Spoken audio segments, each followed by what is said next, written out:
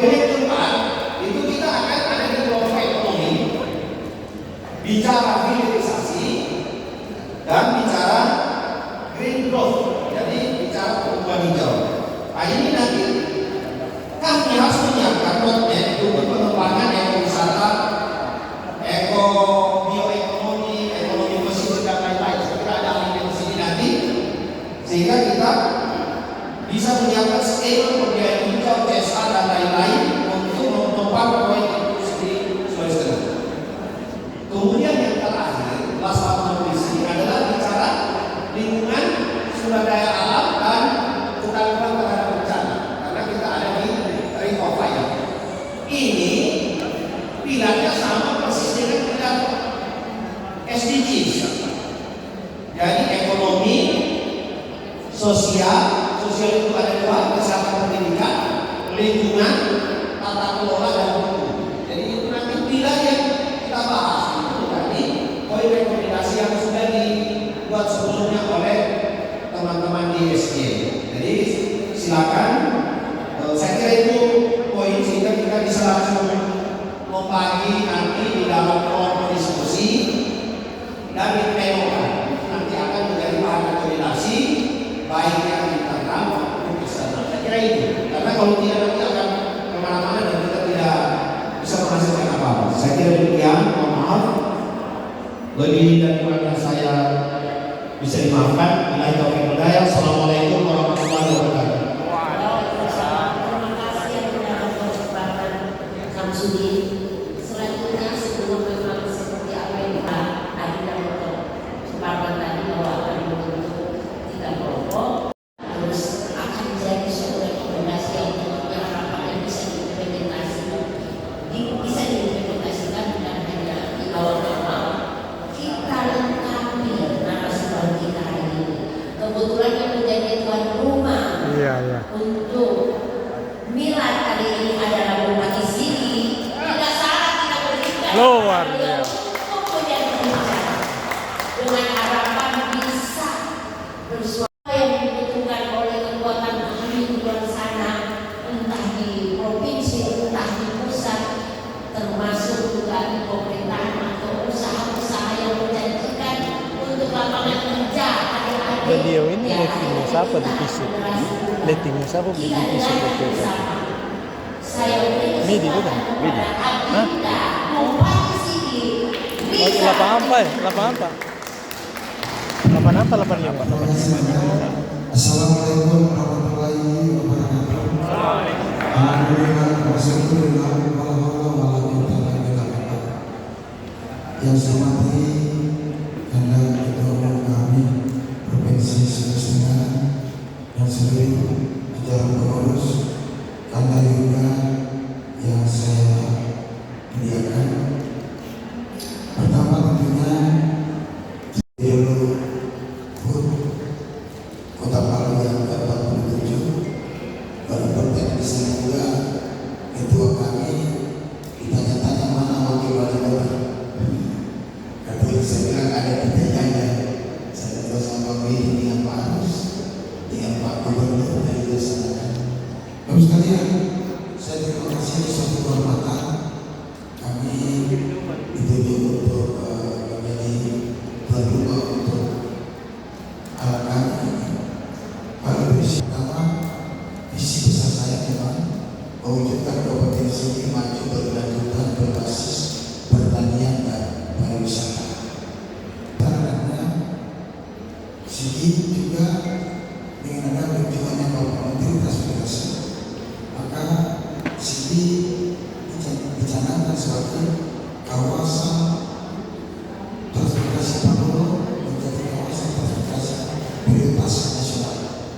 Itu yang menjadi maka alhamdulillah beberapa hari lalu saya video call dengan ketua kami karena saya diterima langsung oleh Wakil Menteri Transportasi Pak Fikayoga juga kami yang juga setia kali waktu jelas di sini. Alhamdulillah beliau banyak bantu saya. Itu ternyata kalau kita lihat jaringan hijau hitam ini sangat mudah dan sangat mudah. Alhamdulillah beberapa restoran kami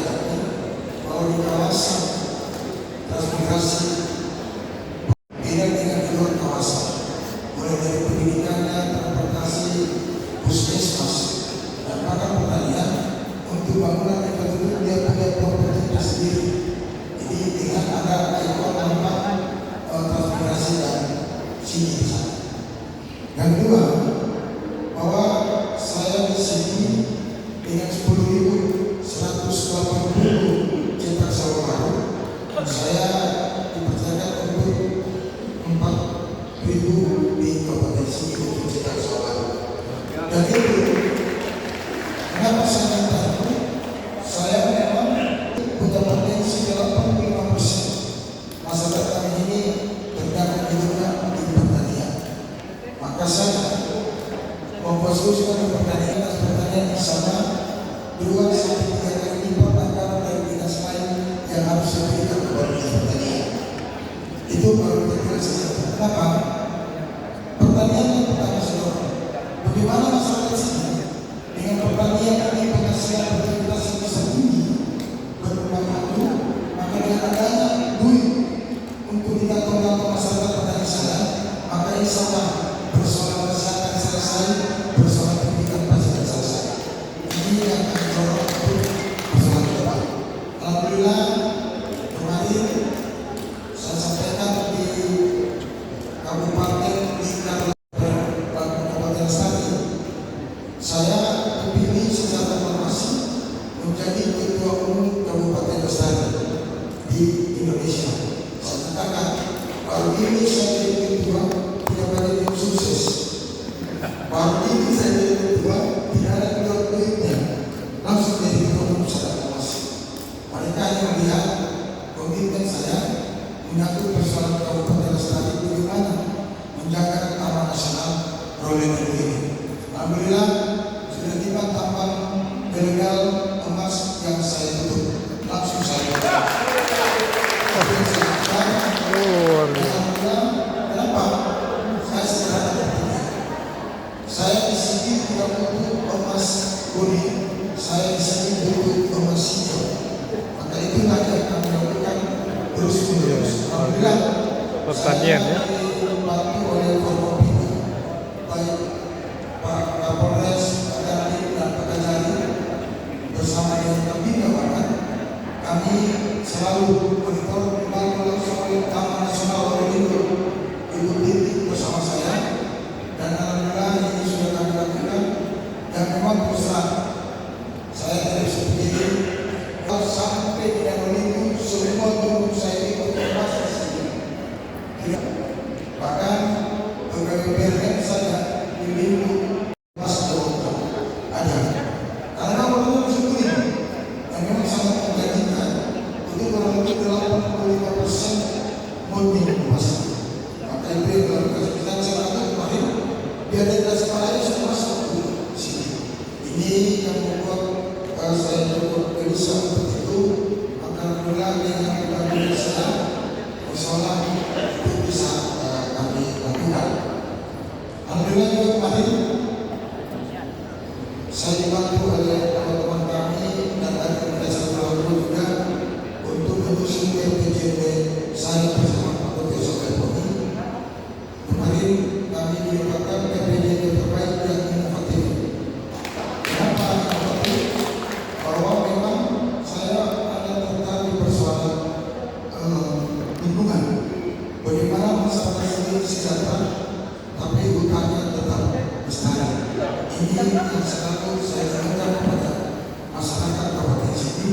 Maka alhamdulillah saya kemarin diterima oleh Menteri Lingkungan Hidup bersama dengan Karsa, bersama dengan anggota saya terhormat Ibu Ega Medianti, bahwa saya akan melakukan satu kegiatan lewat satu funding dari Kanada Pak Jeremia lewat NGO Karsa tersebut, bahwa bagaimana menghilangkan karbon di luar kawasan taman nasional. Maka alhamdulillah ada nilai, hanya ada pengakuan pemerintah maupun negara, baik kami pemerintah provinsi maupun pusat, bahwa itu diakui itu satu perlakuan kegiatan di bidang pertanian kelestarian, bahwa benar menanam kopi, menanam kakao, terus menanam kemiri, durian, orkid dan padi itu merupakan satu kegiatan yang akan menimbulkan karbon di luar kawasan taman nasional. Maka alhamdulillah dari 80 miliar untuk Kabupaten Sigi. Nah inilah yang saya sudah perjuangkan untuk Kabupaten Sigi.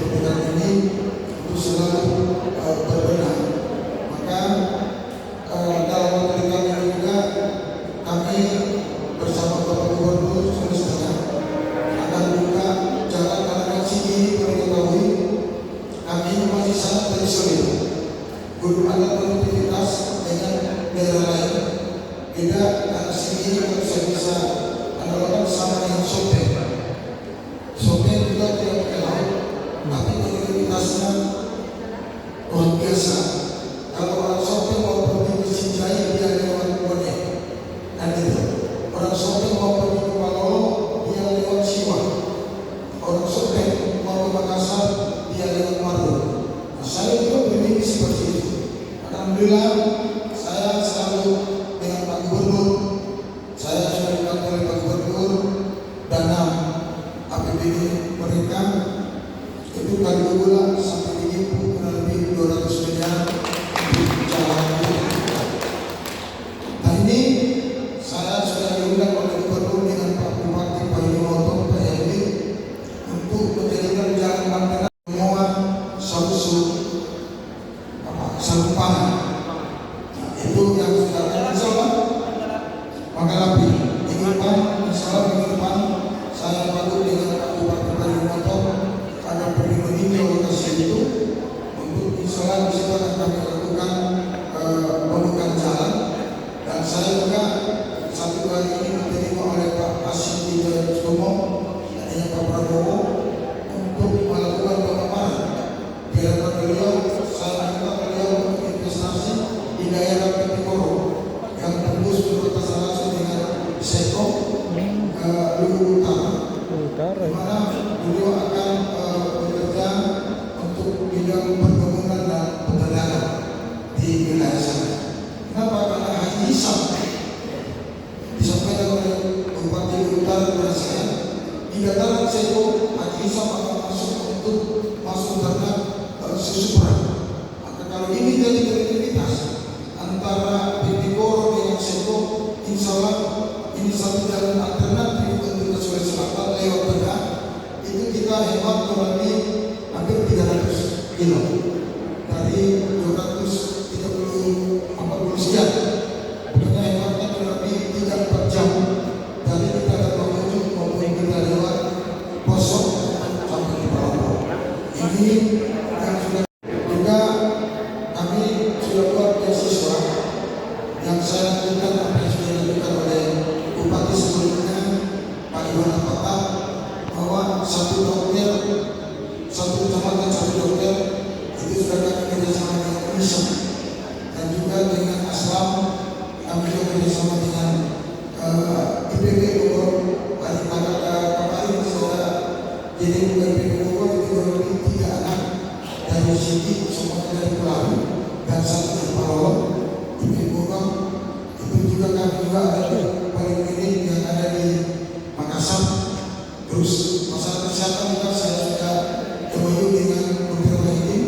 Makanya saya silakan tidak ada anak sini yang tidak sekolah. Terus kedua, tidak ada masyarakat sini yang sakit tidak berobat. Maka itu yang sudah kami lakukan sekarang. Bahkan untuk lembaga adat, karena tidak ada insentif regulasi itu, maka ucapan terima kasih kami kepada lembaga adat yang telah membantu pemerintah lewat bidang sosial di luar pemerintahan. Kami siapkan menyiapkan asuransi kerja kepada lembaga adat untuk bisa selalu berperan mendampingi kami di dalam pemerintahan khusus bidang sosial masyarakat. Saya pikir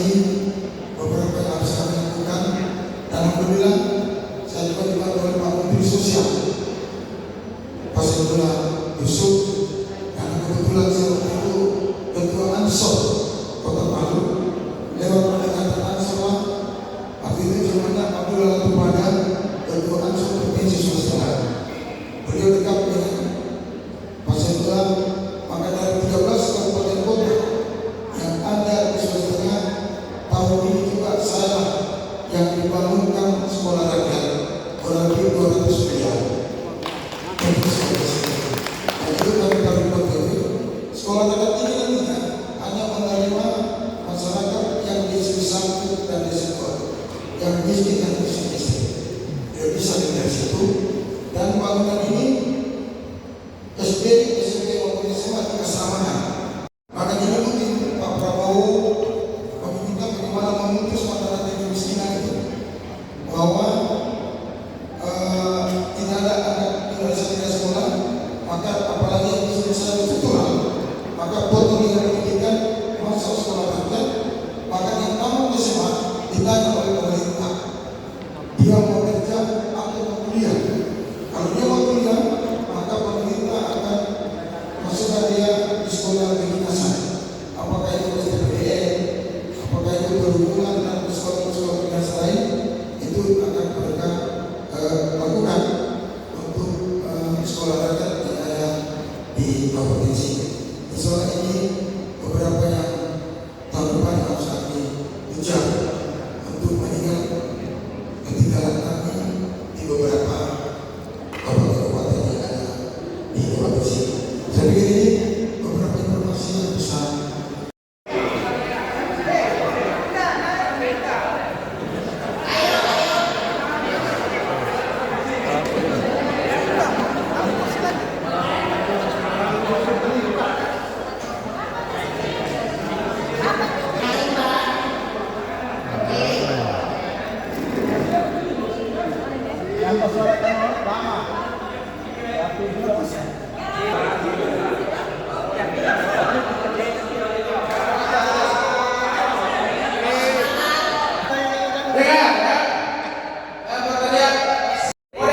Yakuza. Jepang. Yakuza Jepang. Oke, sekarang Yakuza Sigi Lestari.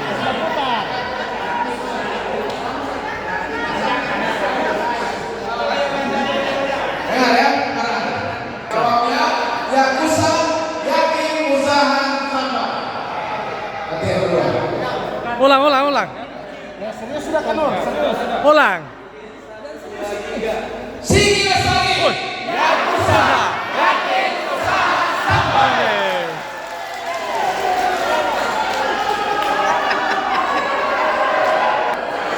Yakuza dari Jepang. Sigi Lestari. Yakuza. Atang.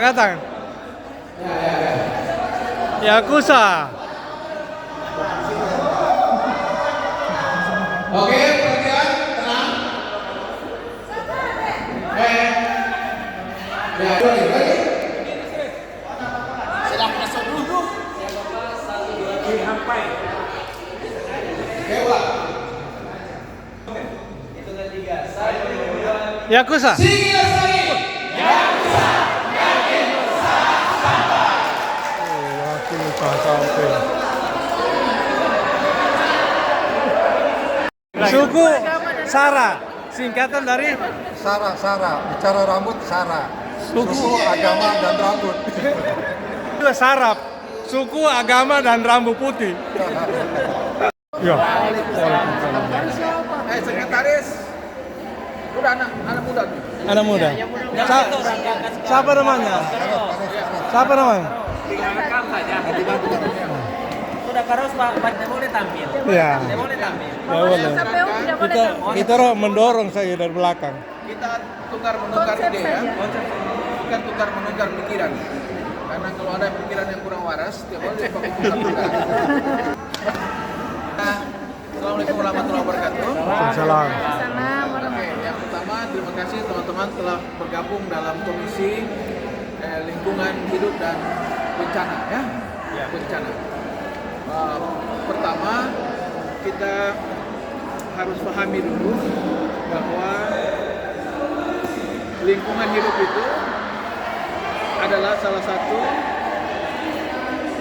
pilar ya dalam pembangunan. Jadi kalau kita analogikan seperti segitiga, maka pembangunan itu akan begini. Yang satu kita sebutkan dengan economic growth, pertumbuhan ekonomi. Yang ke kiri itu disebutkan dengan social justice, keadilan sosial. Nanti yang ke kanan itu disebutkan dengan environmental friendly. Jadi lingkungan ada di sini. Yang di tengah-tengah itu yang orang kenal dengan sustainable development atau pembangunan berkelanjutan. Sosial responsibility dengan komisi. Nah, konsep yang baru sekarang masuk pembangunan itu adalah hal yang sangat penting ini untuk kita yang bersananya. Development should respond community need. Pembangunan harus menjawab kebutuhan masyarakat. Okay? The second, Berapa produksi YouTube channel di sini? Okay, the second one, development on sensitive of disaster.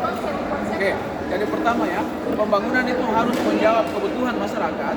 Nah, yang kedua, pembangunan itu harus sensitif kepada bencana. Bencana itu natural disaster, bencana alam, dan social disaster. Bencana sosial yang kita kenal dengan konflik itu. Nah, yang terakhir, kalau kita lihat ini semua ini, kita tarik masuk ke Indonesia, terus makin masuk lagi ke Sulawesi Tengah, maka kita harus lihat tentang gambaran tentang Sulawesi Tengah. Sulawesi Tengah itu punya ciri-ciri. Oke. Yang pertama, negerinya itu bergunung, mountainous, bergunung. Itu mungkin hanya 40% yang rata. Kemudian yang kedua, Sulawesi Tengah itu disentuh oleh tektonik. Sesar. Hampir semua kawasan itu ada sesar-sesar yang sangat kuat sekali. Yang ketiga, Sulawesi Tengah itu dominasi curah hujannya sangat tinggi. Hanya bagus saja. Dan sekarang itu malah sudah keseringan, jadi di atas 2.000 sampai 3.000 mm per tahun. Jadi coba lihat kita punya 3, gunungnya bergunung, yang kedua adalah precipitation atau curah hujan, dan yang ketiga adalah tektonik, jadi sesar. Tiga-tiga ini dia bersatu di Sulawesi Tengah. Jadi itu aspek yang sangat rawan sekali. Satu-satunya yang membuat dia menjadi stabil itu adalah hutan. Ya, itu gambaran tentang Sulawesi Tengah. Jadi atas dasar ini maka kita pakai untuk melihat apapun yang kita lakukan di Sulawesi Tengah ini harus mendasari apa yang menjadi real situation yang kita punya. Sehingga saya agak ngeri pada waktu mendengar Bupati bilang bahwa ada 4.000 hektar cetak sawah. Itu tidak selalu menggembirakan. Oh iya. Sepanjang Hutan habis. kita melakukannya dengan bagus. Melakukan dengan bagus itu artinya mungkin daerah-daerah yang harus hati-hati berkaitan dengan kawasan-kawasan hutan. Ya. Pertama, country ya. Forest is a mother of agriculture. Hutan itu adalah ininya pertanian. Kalau kita buka hutannya hanya untuk kepentingan pertanian, maka kita akan menanam kekosongan. Itu yang harus ada dalam mindset. Sehingga orang jangan tepuk tangan, kita akan membuka sawah besar itu. Tapi harus hati-hati. Bukan tidak boleh, tapi hati-hati. Yang kedua, jaga sawah yang sudah ada. Kita produktivitasnya untuk tidak pindah. Oke, itu sekedar gambaran secara umum kepada kita semua untuk masuk. Ada sudah di share oleh Pak Parman di bagian itu lingkungan itu kita lihat sama-sama ya. Yang terakhir kalau kita hubungkan dengan Tony punya poin tadi itu, yaitu baby boomer, ya, manusia yang banyak, apa istilahnya itu? Gen Z. Iya, generasi yang tumbuhnya sangat cepat. Ingat, demografi itu diingatkan oleh Rasulullah sangat keras dalam Quran. Kami nanti satu waktu Hadisnya. Bonus demografi itu diingatkan oleh Rasulullah dengan sangat kencang. Yang pertama dia bilang begini, kamu nanti satu waktu sama seperti orang merebut, kondisimu sama seperti orang merebut makanan di meja makan, atau kondisimu satu waktu akan sama dengan buih yang ada di lautan yang dibawa arus kemana-mana. Lalu sahabat bertanya, apakah karena kami sedikit ya Rasulullah? Dia bilang kamu, nadea kamu banyak sekali kamu, tapi kamu tidak bermutu. Kayak buih. Ya, saya buih. Oh dia. Nah, yang terakhir sekali adalah mau apapun kalian tanpa makanan kita tidak bisa bikin apa-apa. Karena itu maka lingkungan tujuan besarnya itu adalah menyelamatkan makanan kita. Karena itu saya sudah pesan. Nah, sebentar kita mau. 5 kilo tadi jeruk dari mana? Karena itu berhubungan dengan entrepreneurship. Dan saya ada dua pagi ini yang saya lakukan, membeli orang menjual ini di sini, ada ini di sini, dan kita keluarkan. Ya, di spirit kita untuk memberikan sedikit untuk alam, insya Allah baliknya kepada. Kalau bicara makanan tadi saya lewat ke toilet, sosial apa? Iya. Makanya kita harus ada mata-mata yang cek di luar bagaimana kesiapan makanan di luar. Oh, Yang narasa. bisa dipindahkan langsung dipindahkan di sini. Saya orang Nah, baca itu kompetisi kompetisi. Oke, selanjutnya saya serahkan kepada Pak Ketua. Ya, Ketua. Ketua kiri Jangan Sarah itu ya. untuk meneruskan proses kita. Kemudian sekretaris ini ada di nanti kelas itu output kita itu adalah poin-poin. Ya, sudah disebut tadi oleh Pak. Output kita adalah poin. Jadi nanti kita ada lagi satu yang sangat berbahaya yaitu dari seluruh Indonesia ini kita termasuk salah satu yang eksploitasi sumber daya alamnya itu ekstraktif sangat kuat sekali. Tambang.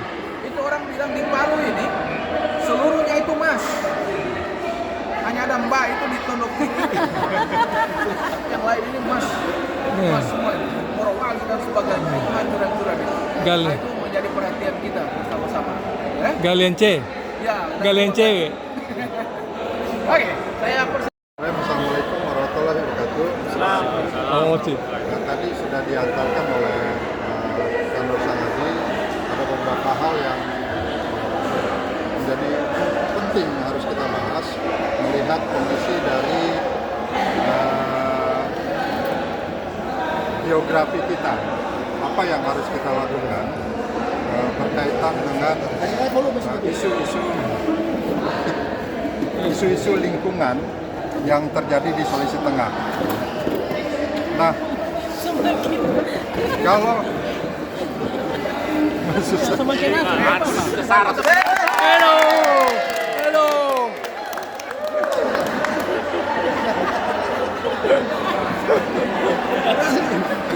tidak fokus bisa. sayang gugup. Jadi dalam beberapa hal pokok tadi sudah diantarkan oleh Kanwil Sanadi bahwa aspek lingkungan, sosial, dan ekonomi. Nah, melihat kondisi Sulawesi Tengah yang saat ini memiliki potensi tambang yang cukup besar. Kita berangkat dari Berapa persen? ini yang menjadi unggulan kita, terutama nikel dan emas juga sudah beberapa tempat juga ditemukan, termasuk daerah Taman Nasional Luriu dan sebagainya. Pertanyaannya Nah, bagaimana membuat ini akan menjadi permasalahan jika tidak dikelola dengan baik. Banyak dalam Galian C. ibu kota provinsi Tambang emas. dan ini masif dan banyak bukan juga dilakukan oleh orang-orang lokal, tapi banyak Perusahaan. dilakukan orang-orang yang memang di luar dari orang lokal. Dan bahkan pemodalnya itu dari luar. Nah, ini barangkali yang harus kita menjadi perhatian kita, dan di tempat-tempat lain ada spot-spot yang memang sudah terdata itu memiliki potensi yang tambang yang banyak, dan itu satu. Yang kedua adalah persoalan bagaimana kita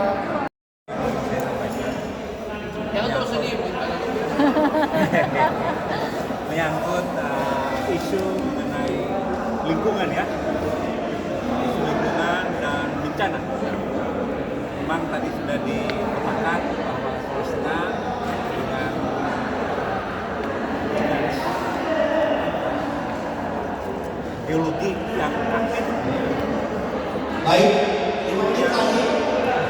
potensi hutan kita yang luar biasa. Ini ini juga seimbang.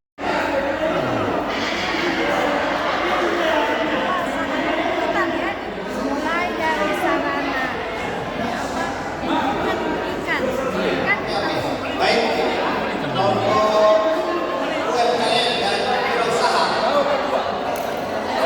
Tahu kelompok ini tahu kedua tahu ekspor. Nanti dibacakan ya rekomendasi. Oke, sudah. Jangan tahu-tahu dulu. Ribut nanti ribut. Orang tol-tol Lampasio, Kecamatan Lampasio. Di kebunnya sambil. Masing-masing kelompok untuk bicara menyampaikan